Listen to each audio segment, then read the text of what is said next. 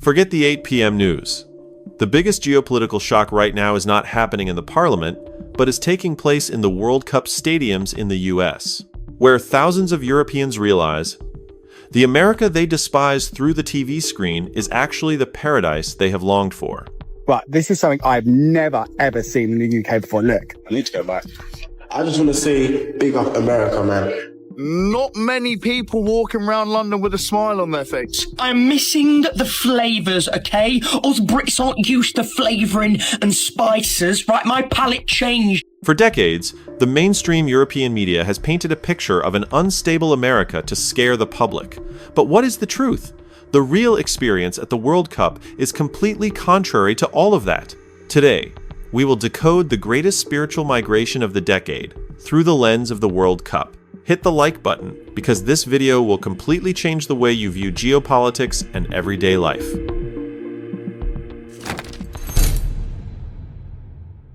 Imagine this. We Europeans fly to America with quite a big ego, thinking we understand the whole world through our phone screens. But as soon as they step into a regular Walmart or Target supermarket, their entire worldview collapses. I could feed the whole plane. The whole bloody plane. If you're in England and you work in a supermarket, ask your fucking manager why you don't sell these. Why do we not have all our favourite crisps? This is one big barbecue party. $150. It's really a massive visual shock. Everything here seems to be designed for giants. Just looking for a quick drink, and I realised, everything in this country is supersized. You guys know about the naked drinks in the UK. Look at the size of this. My goodness. Bro, even the fruit bags, man. Just look at this. My God, everything's really supersized. By the way, if you are also wide-eyed and open-mouthed with these size records, don't forget to hit the like button and subscribe to the channel. Your support is the source of energy for me to continue exploring the interesting corners of the world. Okay, from a geographic, and economic perspective, why does America prefer big-size items so much? This is not simply a habit of wastefulness, but it stems from the distribution, structure, and population density of the land of the stars and stripes. In Europe, cities were built hundreds, even thousands of years ago. With limited land and a dense population, small supermarkets are forced to weave their way into the narrow old streets to reach the residents. Europeans have a habit of walking to the market every day, buying just enough for their needs. But in America, it's completely different. Their land is vast and expansive. The residential areas, suburbs, are located far from the commercial center. Americans cannot walk to the end of the street to buy a carton of milk. They are forced to drive, going to the store once for the whole week or even the whole month.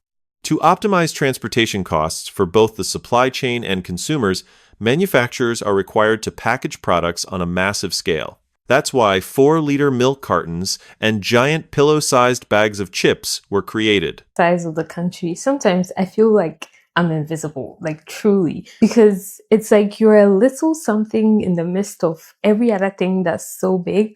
Like in Ghana, you go out to your left, there's something there, to your right, there's something there. Here, you have to walk miles, drive miles, 30 minutes, 40 minutes, just to get somewhere. And it comes down to loneliness. I feel like the sheer size of the country contributes to the level of loneliness you can feel when you move here. You just need to find your niche. And this brings us to another shock for Europeans, the ghost town of Dallas. An English tourist was extremely puzzled when standing in the center of Dallas at 3 p.m. on Thursday. Surrounded by magnificent skyscrapers, the streets were eerily quiet, with not a soul in sight. They wondered, hey, where did all the people go? Is Dallas under lockdown? Please, my American friends, you have to explain me how this works, because my European mind can't comprehend what's going on here. We have these incredible high buildings, but what's in there? Do people actually live in these skyscrapers? No way, guys. Europeans are accustomed to the piazza culture, that is, the culture of walking and gathering in outdoor squares under the shade of ancient trees.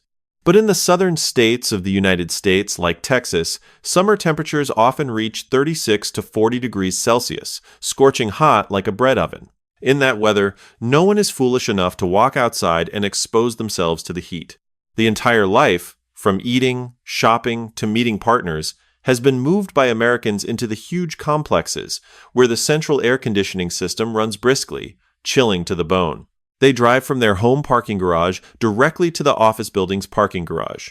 That's why the streets are deserted, but as soon as you step through the glass doors of a building, you'll find a bustling, vibrant world happening inside.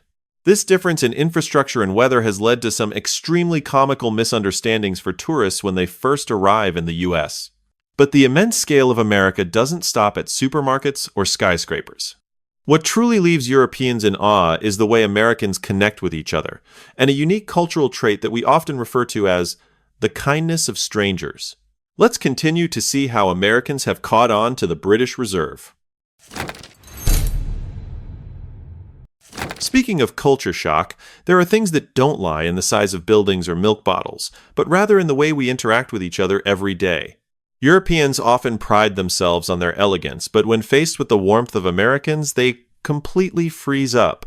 So I literally just complimented someone's bunny ears on the street, and they gave them to me. That's how nice people are in America. It's so cute. Yeah, I was at like a 7-Eleven there, and the police, they were buying like people's food and all that. They were just so nice. You would never find that in Scotland. Had a few drinks bought free of charge, which is great. We love that.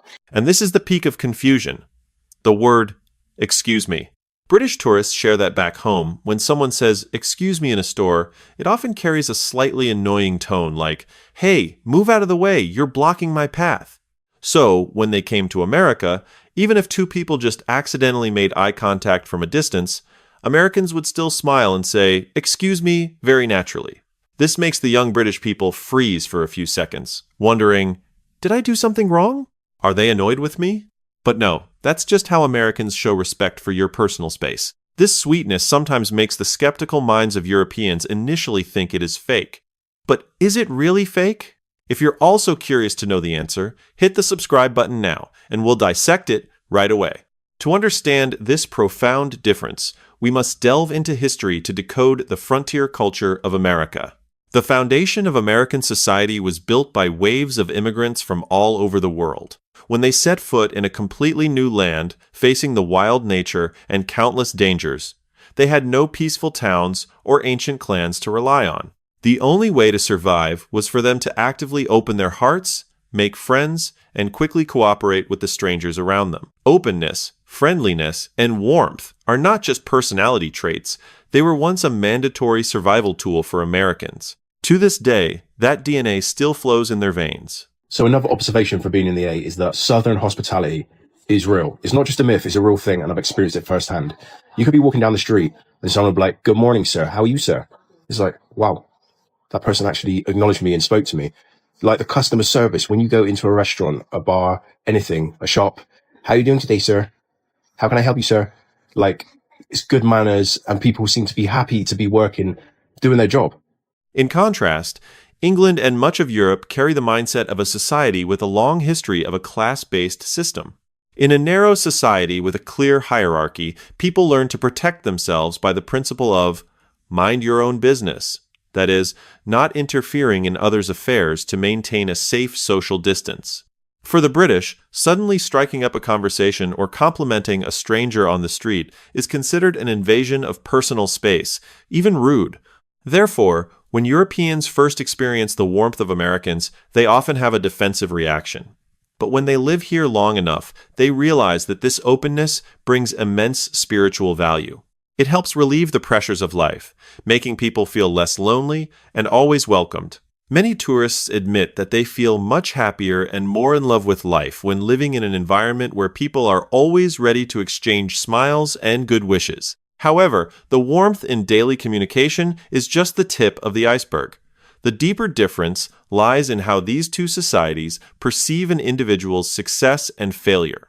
That is an extremely interesting socioeconomic concept known as the winner takes all mentality. Let's move on to the next part to explore why buying a supercar in the US and in Europe receives two completely opposite reactions. We just talked about friendliness on the streets, but now let's raise the stakes a bit. Let's talk about money, success, and how society reacts when you become wealthy. This is when the American dream truly reveals itself.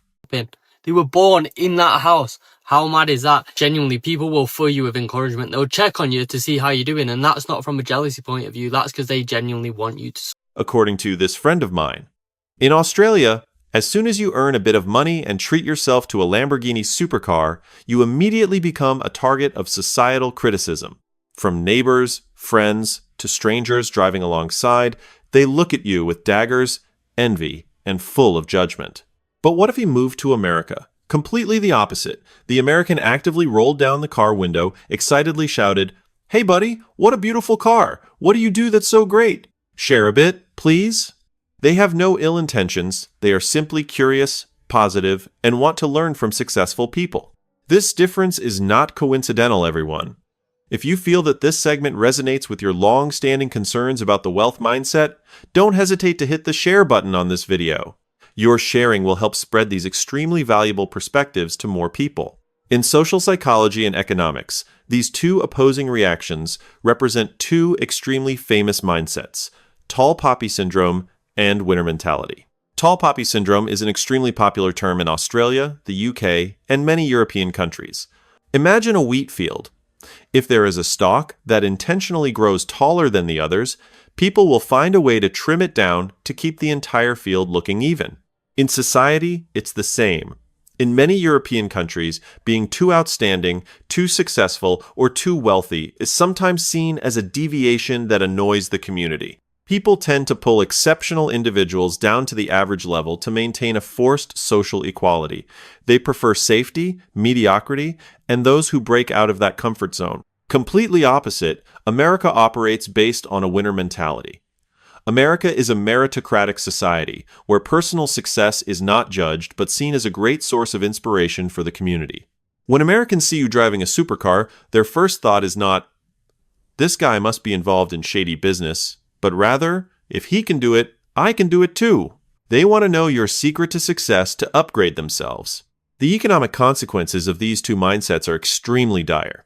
Have you ever wondered why most of the world's largest tech conglomerates and billion-dollar startups were born and thrived in the US, rather than in Europe or Australia? Because in America, you are encouraged to think big, act big, and more importantly, failure in America is not a social stain. In America, if you fail in business 3 times and then succeed on the 4th try, you are an inspiring hero. But in Europe, if you fail once, society might label you a loser for life. This strictness has inadvertently stifled the creative and innovative drive of young people on the old continent. This openness and encouragement of success is a magnet that attracts the brightest minds on the planet to flock to the land of opportunity to realize their dreams. However, that is not all the advantages that help the United States maintain its championship position on the global economic chessboard. Let's move on to the next part, to analyze another secret weapon that even the gigantic European Union must helplessly crave: the power of linguistic and cultural homogeneity.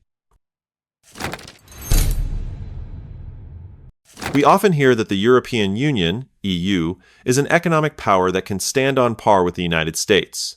But why, in reality, are young Europeans still overwhelmed by the pace of development and dynamism here when they come to the US? A European made a video exposing a harsh reality. The EU was established with the aim of creating an economic balance with the US, but they are operating extremely laboriously due to a fatal barrier: language and culture. A French person and a German, even though they live together in a union, do not share the same cultural roots, mindset, and even do not understand each other if they do not use a third language. In contrast, the vast expanse of America, equivalent to a continent, has states with very different laws and lifestyles, but they possess a devastating weapon. They all speak the same language and share a common set of cultural values. It is this uniformity that has created an unbeatable economic launchpad that no forced alliance can replicate. If you are someone who enjoys delving into the nature of such macroeconomic flows, don't forget to hit the like button and leave a subscription to the channel. Such sharp and unique analyses will be sent to you regularly every week. To decode this unbeatable strength, we need to look at the concept of labor market fragmentation in Europe versus the true single market in the United States. In Europe, in theory, you have the right to move and work freely within the EU, but in reality, If an outstanding software engineer in Spain wants to move to Germany for work tomorrow, he will encounter a massive, invisible wall. First is the language barrier. Next is the complete difference in the legal system, administrative procedures, and even the methods of paying taxes and social insurance between the two countries.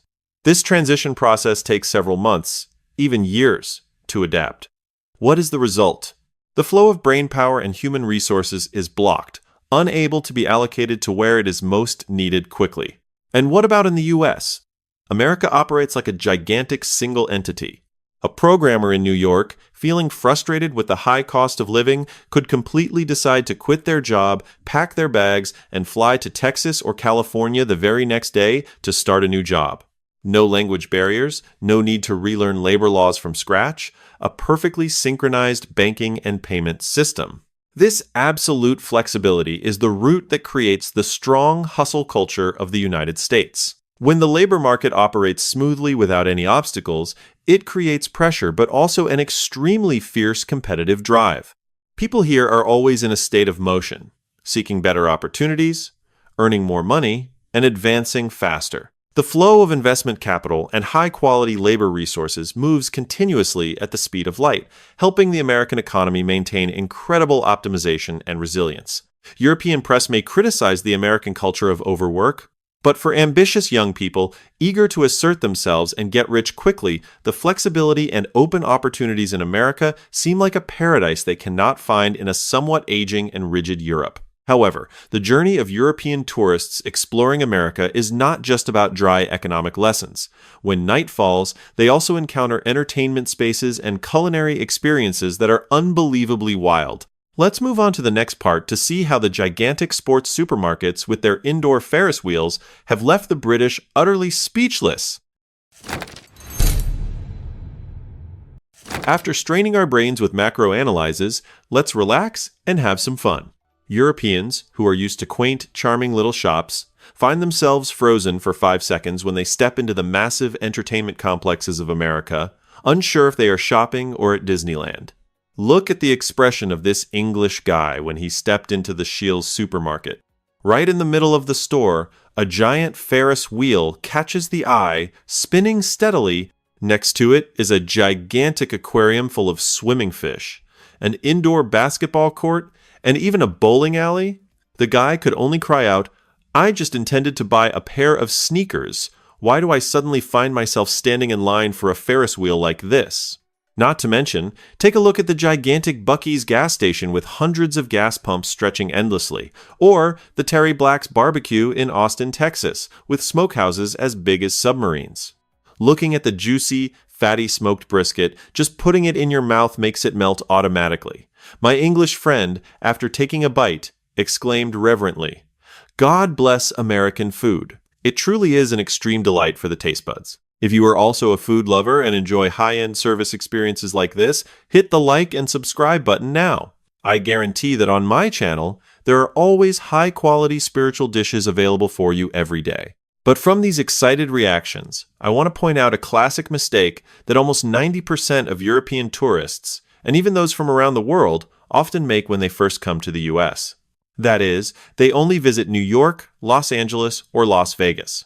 If you only visit bustling New York or glamorous LA, you will only see an Americanized version of the hustle and bustle, expensive, and somewhat cold. That's not the real America.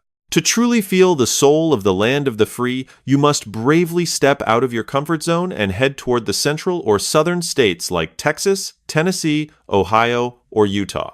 In those places, you can truly admire the great national parks like Zion or Sequoia with their magnificent waterfalls right at your doorstep. That is where you truly feel the genuine hospitality, where a stranger is willing to stop and give you detailed directions without being asked, where neighbors automatically bring delicious food to share with each other, and where the community comes together to light up the sky with brilliant fireworks on Independence Day. It is the simplicity, generosity, and warm human connections in places not found on the typical tourist map that make British travelers reluctant to leave. It shattered all the dry prejudices they had read in the local newspapers back home. The transformation in their thinking after this trip proved the miracle of migration. But after all the cultural shocks and crazy experiences, is the American dream still alive in the hearts of Europeans? Or is it just a painted illusion?